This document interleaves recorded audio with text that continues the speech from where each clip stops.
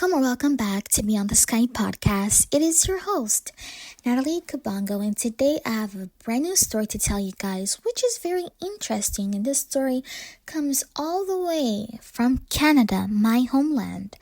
So let's get started. The title of the story is called The Mystery of the Aran Lights. It was a warm summer night in northern Manitoba on a road that would one day be called number 660. Mother Anne, which is the mother of the one who is telling us the story, she was really young back in the days, and she was walking home from the town of Aran.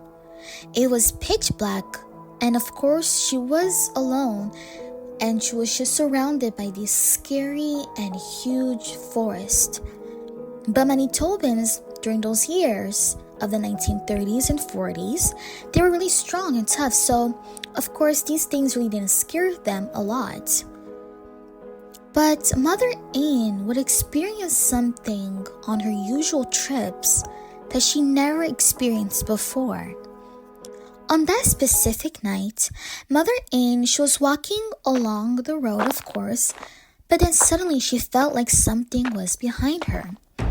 She looked back, and sure enough, there was a light high up and above the road. A light she never saw before.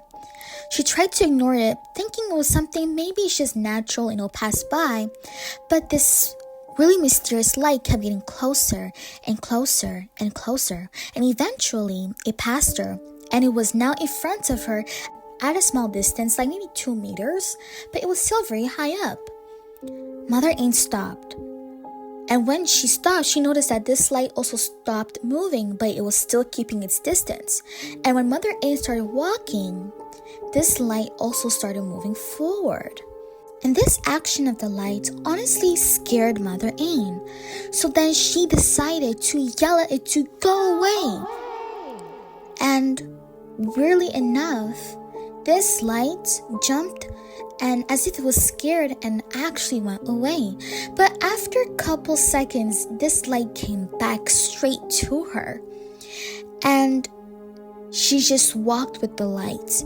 And the moment that Mother Anne arrived at her home, this mysterious light just left. Mother Anne rushed back home and went to tell her father, who unfortunately dismissed it as something very just natural and something to not be afraid of. But Mother Anne, who was a teenager at the time, she wasn't too sure that it was really natural. She said that what she saw, it was like something out of a frightening children's fable, like the Peter Pan Tinker Bell, maybe. And so she kept this experience in her mind for a whole week. Then afterwards, a week later, she was faced with the same experience, with the same thing. She was walking on the same road, no lights of course, surrounded by the scary forest, and she kept looking behind her. Phew, no lights. But the moment she turned back to focus on the road, the light was right in front of her, just 2 meters away, and this again terrified her. And again, the light would follow her in every step that she would take. If she is going to walk, it will move. If she stops, it will stop. But this light did not harm her or do anything, but it only followed her. And then she said this weird light did a little bouncing little dance. And it danced away in front of her playfully. It seemed to be maybe curious about her, as she was about it. Then just as fast as it disappeared into the forest, it was gone for good. But this would go on for the entire summer. The light would appear, then it would disappear, but only late at night when it was pitch black. As Mother Anne, who is now resting, she told this story to the author in her Swan River home, and she could not recall anyone else who had experienced the same thing.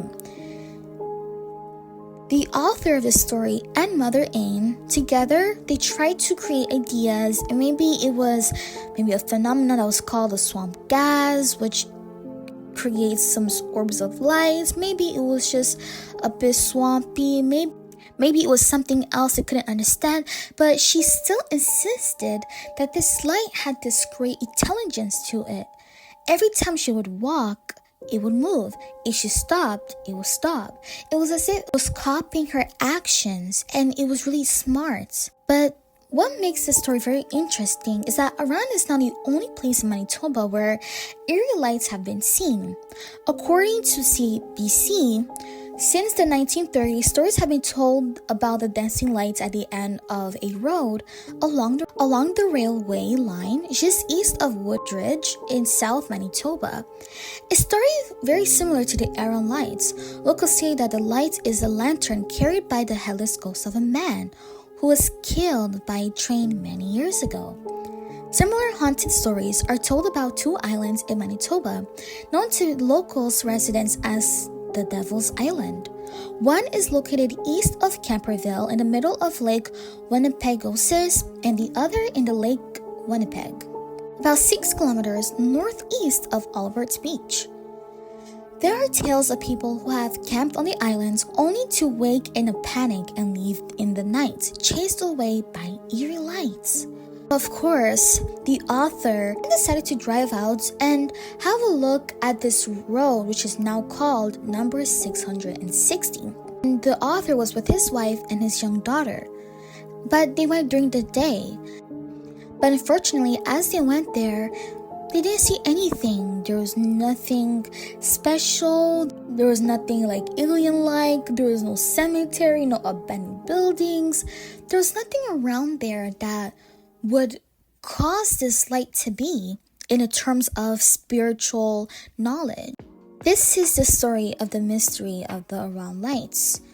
So if you guys know anyone actually that perhaps might have experienced something similar like this, maybe not in Canada, but maybe in other lands as well, please let me know in the comments or even email me. I would like to read your stories. Because honestly, this is really interesting me because I feel like this phenomenon, I feel like I've heard it before. Like something, like a light or an energy following a person. But I feel like these things were like protecting them in some way. So yes, my angels, let me know what you guys think about this story. The link to the story will be down in the description below. Be blessed and bye-bye.